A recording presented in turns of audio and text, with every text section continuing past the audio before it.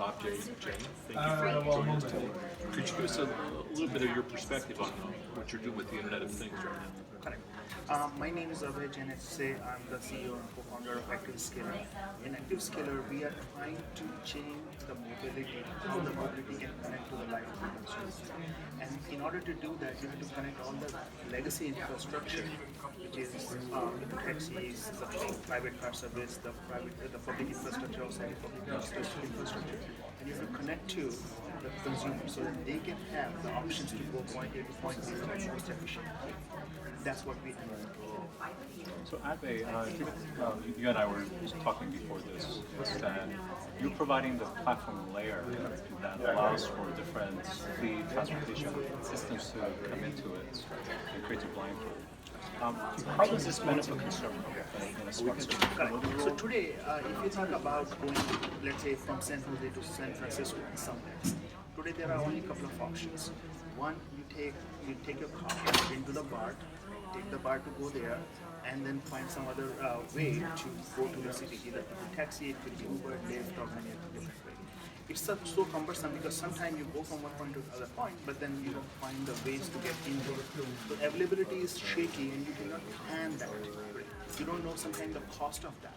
If the event is happening in the San Jose right now, you will not know exactly how much the surcharge for those services. So some of these service and reliability is in question. So a lot of reliable service which we have built in the past, private taxi service and many other public transit system, they have been reliably working. But we are not able to connect to the consumer in a seamless way. And that's what needs to happen. And when you talk about the global connectivity, the people in the business world going from all the way from one city to another city, how they do that today. They have to find a rental car or they rely on the Uber or some other services in those areas. And especially when I go from here to, let's say, Singapore, not two services work together, or the mobility system in those cities are completely different.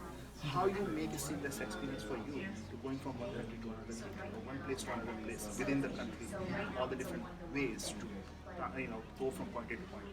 So if I'm understanding correctly, Abby, I think what you're trying to do is you're trying to create an abstraction layer so that the consumers don't have to think about which modes of transportation you need to select for a given point A to B. Yes. And now you provide basically kind of agnostic platform.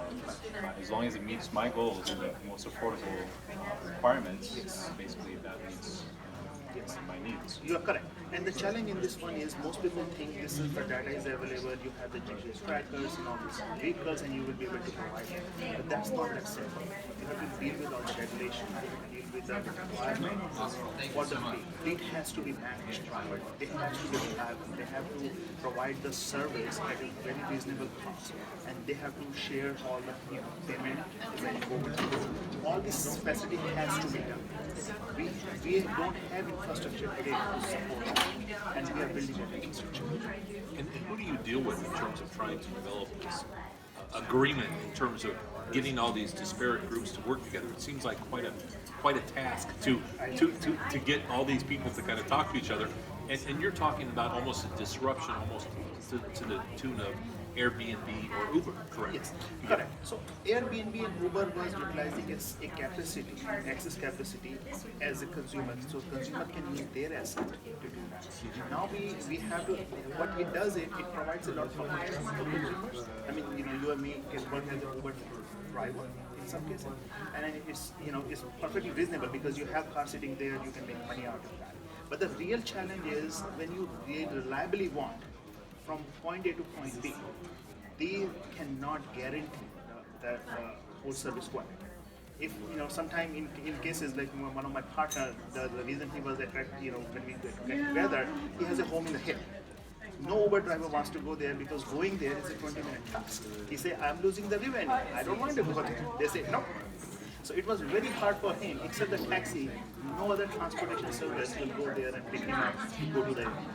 So we have seen those challenges. In order to build the reliability, you have to make sure you work with those. So we do work with two people. One is the fleet guys, who has the reliable regulatory transportation system.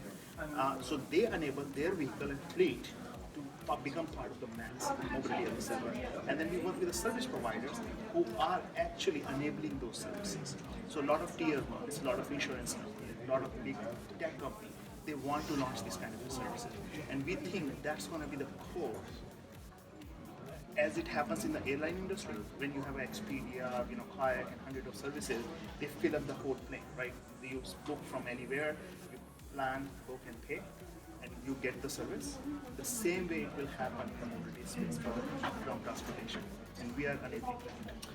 Yeah, I guess the thing that I'm thinking is the value of what you're proposing, aside from the end consumer, really becomes more important once you get into more industrial logistics and supply chain. Exactly. So, for example, if you're manufacturing something in, let's say, China, it has to go through ship, cargo, then to train and truck, and then to deliveries. That's a full end-to-end logistics and supply chain. So optimization in that kind of a blind pool platform that you're talking about makes a lot more sense. I think. Exactly. So we divide the whole market segment into two segments. One is people transportation, another is freight. So mobility as a service work for the people transportation. Freight as a service work for all the logistics services. The challenge today in the freight side is they are very locally concentrated. So you only do, let's say you are in China and you are shipping something, you are only going to go from city, factory to the port. That's all you can manage. After that you have to hand over, then the international regulation is start. Then you go to the next country, then their regulation is start. So it's very hard for companies to work all across the system. So there is a lot of handover need to happen. There are a lot of data has to go from one point to another point within a certain period of time so that you can track those things.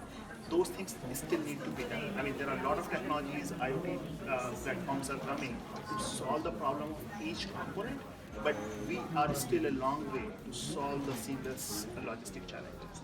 So, What kind of reaction have you gotten from some of these, major freight manufacturers? That kind of thing? Do they recognize the problem? Do they realize that this kind of thing could actually make their life a lot easier? oh yeah, we were excited. It was very interesting. We launched this. We worked with one of the biggest freight as a service provider in India.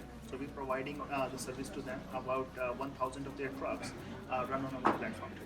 So they were really excited. The truck guys were excited because they are getting more revenue. Because now they can sell all the access capability. They don't have technology to do this intelligent planning. So the service provider, we provide the intelligent planning for them. So they say, I'm going from point, the truck going with this load at this point. At this time, I have this much capacity left. Can I get more jobs? When I'm coming back, I'm empty. Can I get more jobs? That enables them to utilize the vehicle much better, make more revenue. So they are really excited. And when the service provider comes into the picture, they say, okay, I'm giving you access, the new revenue stream. Work with us, we will take some commission, but they're happy to do that. So the service provider getting a huge value from the access capacity, as well as freight guys are getting new revenue, which they never had before. Well, we've been speaking with Abhay. Thank you very much for your time. I appreciate it. Same, it's our pleasure. Thank you very much. Thank you. Pleasure. Thank you.